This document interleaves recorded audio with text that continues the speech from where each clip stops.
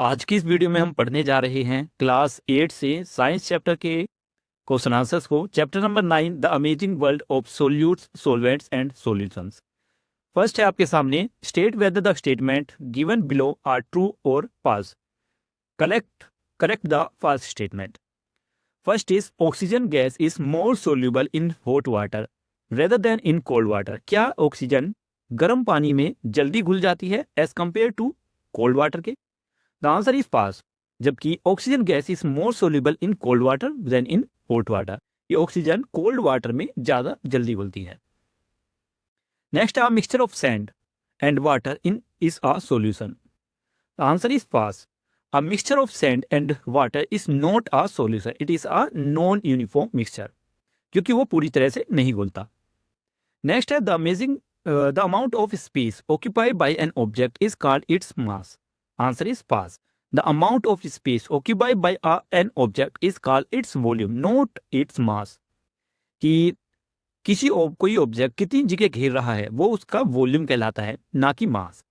Next है an unsaturated solution has more solute dissolve than a saturated solution. Answer is फास्ट। A saturated solution has more solute dissolve than an unsaturated solution. ये correct answer है। Next is the mixture of different gases in the atmosphere is called a solution. The answer is correct, true. आते हैं इसके fill in the blanks पर। The volume of a solid can be measured by the method of displacement, where the solid is dash in water and the dash in water level is measured.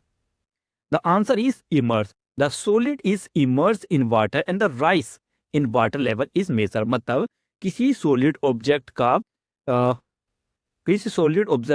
का volume major करने के लिए उसे पानी में डालना होगा। पानी का जितना लेवल बढ़ेगा वही सॉलिड का वॉल्यूम कहलाएगा। नेक्स्ट है the maximum amount of dash dissolve in dash at particular temperature is called solubility at that temperature. इसका आंसर होगा the maximum amount of solute dissolve in solvent, कि कितना सोल्यूट सोलवेंट में dissolve हो रहा है ये उसकी सोल्यूबिलिटी पर निर्भर करता है। नेक्स्ट है generally the density decrease with increase in temperature.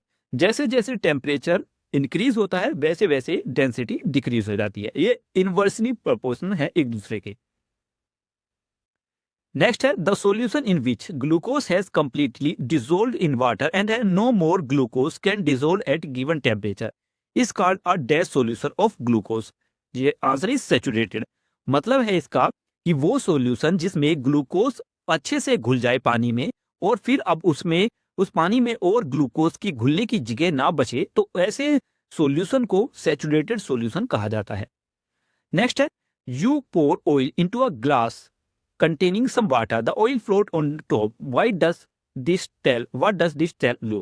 मतलब आपने एक ग्लास में जिसमें पानी रखा है उसमें आपने ऑयल डाला और वो ऑयल ऊपर फ्लोट कर रहा है, तो इससे क्या पता चलता है? Water is denser than oil, मतलब वाटर की डेंसिटी ज्यादा है ऑयल से, इसलिए ऑयल ऊपर तैर पा रहा है। Question number 4. A stone sculpture weighs 225 grams and has a volume of 90 centimeter cube. Calculate its density and predict whether it float or sink in water. यहाँ पर कहा गया है कि एक स्टोन स्कल्पचर है, एक मूर्ति है जिसका वजन 225 ग्राम है, वॉल्यूम 90 सेंटीमीटर क्यूब है, डेंसिटी हमें पता लगानी है और डेंसिटी से ही पता चलेगा कि वो फ्लोट करेगा या नहीं। तो डेंसिटी निकालने के लिए किसी भी ऑब्जेक्ट का फॉर्मूला होता है मास डिवाइड बाय वॉल्यूम। मास है 225 ग्राम, डिवाइड करेंगे वॉल्यूम जो कि 90 सेंटीमीटर क्यूब है। आंसर होगा 2.5 ग्राम सेंटीमीटर क्यूब। तो since 2.5 gram centimetre is greater than the density of water, the sculpture will sink in water. क्योंकि इस मूर्ति का वजन पानी के वजन से ज्यादा है, पानी की डेंसिटी से ज्यादा है 2.5 ग्राम, तो अगर डेंसिटी ज्यादा है ऑब्जेक्ट की तो वो पानी में जरूर डूबेगा, तो ये स्कल्पचर भी डूब जाएगा। नेक्स्ट है which one of the following is most appropriate statement and why are the other statement not appropriate. यह पूछा गया है इन स्टेटमेंट में से कौन सा सबसे सही है और दूसरे स्टेटमेंट जो आप नहीं चुनोगे वो एप्रोप्रिएट आपको क्यों नहीं लग रहे। करेक्ट आंसर इसमें से चुना गया है third, no more solute can be dissolve into the saturated solution at the temperature. और दूसरे ऑप्शंस इनकरेक्ट क्यों हैं? First is a saturated solution can not dissolve more solute. एक सैचुरेटेड सॉल्यूशन वो होता है जिसमें कोई भी चीज एक लिमिट के बाद नहीं घुलती। तब अगर सैचुरेटेड सॉल्यूशन तभी बनता है जब किसी चीज में सोल्यूट पूरी तरह घुल जाए और फिर उसके पास कैपेसिटी ना बचे, तो इसलिए ये इनकरेक्ट है। नेक्स्ट है unsaturated solution does not contain the maximum amount. और fourth is saturated solution can form at any temperature, not only high temperature. Question 6. You have a bottle with a volume of 2 liter. You pour 500 milliliter of water into it. How much more water can the bottle hold? एक बोतल है जिसका volume 2 litre है, आपने 500 millilitre में भरा और अब उसमें कितना और भर सकता है? तो 2 लीटर 2000 मिलीलीटर के बराबर होता है और हमने उसमें से 500 मिलीलीटर कम कर दिया 2000 मिलीलीटर में से, तो 1500 मिलीलीटर बचा। मतलब एक बोतल में अभी भी 1500 मिलीलीटर और पानी आ सकता है। नेक्स्ट है question number 7. An object has a mass of 400 gram and a volume is of 40 centimeter cube. What is its density? तो डेंसिटी पता लगाने के लिए वही फॉर्मूला फिर से इस्तेमाल किया जाएगा। मास को डिवाइड करेंगे वॉल्यूम से। मास है यहाँ पर 400 ग्राम और वॉल्यूम दिया है 40 सेंटीमीटर क्यूब। जब दोनों को डिवाइड करेंगे तो आंसर आएगा आपके पास 10 सेंटीमीटर क्यूब, यानी उस ऑब्जेक्ट की डेंसिटी है 10 centimetre cube. Question number 8. Analyse figure 9.25 and 9.25 B. ये दोनों फिगर आपको बुक में दिए होंगे। Why does the unpeeled orange float while the peel one sink. मतलब छिला हुआ एक ऑरेंज छिला हुआ है और एक बिना छिला हुआ। तो जो ऑरेंज नहीं छिला वो डूब गया और जबकि दूसरा छिला हुआ ऑरेंज जो बिना छिला हुआ ऑरेंज था वो ऊपर तैर रहा था, जबकि छिला हुआ ऑरेंज अंदर पानी में डूब गया। ऐसा क्यों? Answer is the unpeeled orange float because its peel is filled with air pocket which make it less dense than water. मतलब एक अनपील्ड ऑरेंज यानी बिना छिला हुआ ऑरेंज पानी में इसलिए छिल गया क्योंकि उसके छिलके के अंदर एयर पॉकेट्स बनी हुई थी जिनमें हवा थी, यानी वो अंदर से छिलका खोखला था, जिसकी वजह से वो पानी की डेंसिटी उसकी डेंसिटी पानी से कम थी। The peel orange sink because without peel its density become greater than water. क्योंकि जब ऑरेंज को छीला गया तो उसकी जो छीलने के बाद उसकी डेंसिटी पानी की डेंसिटी से ज्यादा बढ़ गई, इसलिए वो अंदर डूब गया। नेक्स्ट है an object has a mass of 200 gram and volume of 40 centimetre cube.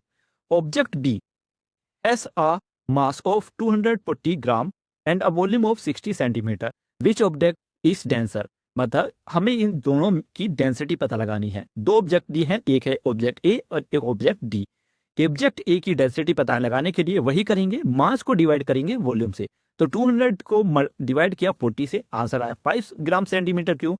ऐसे ही सेकंड को, जिसमें 240 ग्राम दिया गया है मास और 60 सेंटीमीटर क्यूब दिया गया है वॉल्यूम, दोनों को डिवाइड करने के बाद आंसर आता है 4 ग्राम सेंटीमीटर क्यूब। तो यहां पर हमें पता चलता है कि ऑब्जेक्ट ए की डेंसिटी ज्यादा है as compare to object B. आते हैं प्रोब एंड पॉन्डर क्वेश्चन पर, जो आपकी बुक के स्टार्टिंग में दिए गए हैं। क्वेश्चन है what happen when you add too much sugar to your tea and it will stop dissolving, how can you solve this problem. कि जब आप अपनी टी में, अपनी चाय में शुगर गिर रहे हो और आपने काफी ज्यादा शुगर गिर दी और फिर उसमें डिसोल्व करने की, शुगर घुल नहीं रही है, तो उस समस्या को सोल्व करने के लिए आप क्या करेंगे? तो इसके लिए आंसर है when you add too much sugar the tea become a saturated solution, no more sugar can dissolve so the extra sugar stay undissolved at the bottom. जब आप बहुत ज्यादा शुगर टी में डाल देते हो तो वो सैचुरेटेड सॉल्यूशन बन जाता है, मतलब एक ऐसा सॉल्यूशन जिसमें और कोई भी सोल्यूट नहीं घुल सकता। तो ऐसे में आप क्या करेंगे? You can solve this by heating, कि आप हीट करके, मतलब उस चाय को और गर्म करके उसकी सोल्युबिलिटी को और बढ़ा सकती हैं। और दूसरा, adding more water and steam, मतलब उसमें और पानी डालकर उसे घुमा लो, तो इससे भी उसमें लिक्विड में या टी में और ज्यादा घुलने की क्षमता बढ़ सकती है, सोल्युबिलिटी।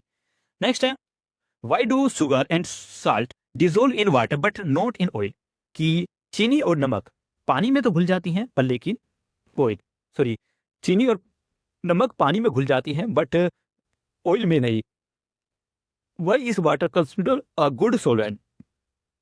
आंसर है sugar and salt dissolve in water because more water molecules are polar and can attract and surround the particle of sugar salt, allow them to break apart and mix. Oil is non-polar, so it cannot attract sugar or salt particle in the same way. Therefore, they do not dissolve in oil. Water is a good solvent because it can dissolve many substances like salt, sugar, gases, etc., forming solution easily.